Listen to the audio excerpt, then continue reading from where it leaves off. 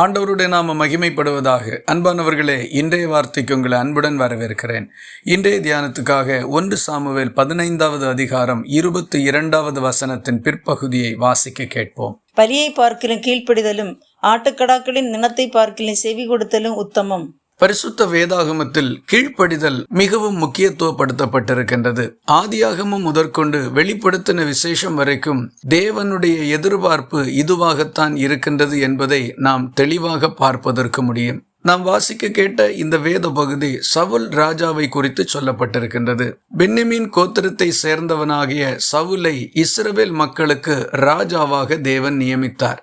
அவர் தேவன் தனக்கு கட்டளையிட்ட காரியங்களை எல்லாம் செய்து வந்தார். ஆனால் ஒரு முறை அவரிடத்தில் கீழ்ப்படியாமை வந்தது. அந்த கீழ்ப்படியாமை தேவன் அவரை வெறுக்கிறதற்கு ஏதுவாக மாறினது.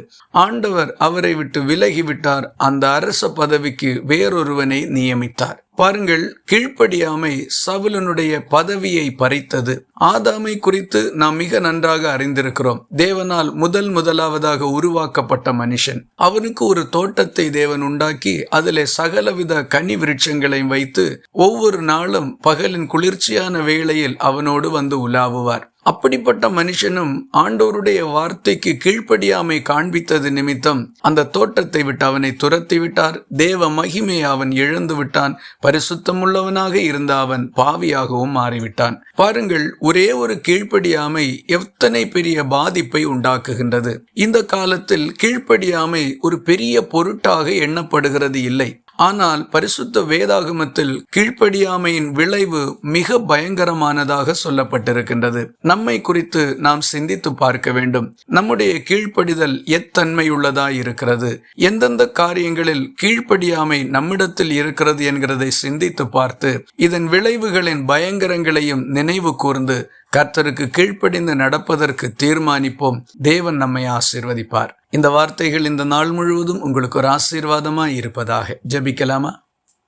எங்களை நேசிக்கிற அன்பு நிறைந்த நல்ல ஆண்டவரே, நாங்கள் உம்மை நன்றியோடு துதிக்கிறோம். வேதாகமத்தில் நீர் அதிகமாய் முக்கியத்துவப்படுத்தி இருக்கக்கூடிய கீழ்ப்படிதல் எங்களுடைய வாழ்க்கையிலையும் நிறைவுள்ளதாய் காணப்பட எங்களை அர்ப்பணிக்கிறோம். எங்களிடத்தில் வரக்கூடிய கீழ்ப்படியாமைகளை குறித்த தெளிவும் புரிதலும் கர்த்தரங்களுக்கு தந்தருளும்படி ஒப்புக் கொடுக்கிறோம். ஜெபத்தை கேட்டதற்காக ஸ்தோத்திரம். இயேசு கிறிஸ்து மூலம் வேண்டிக் கொள்கிறோம் எங்கள் அன்புள்ள நல்ல பிதாவே, ஆமீன். கர்த்தர் தாமே உங்களை ஆசீர்வதிப்பாராக.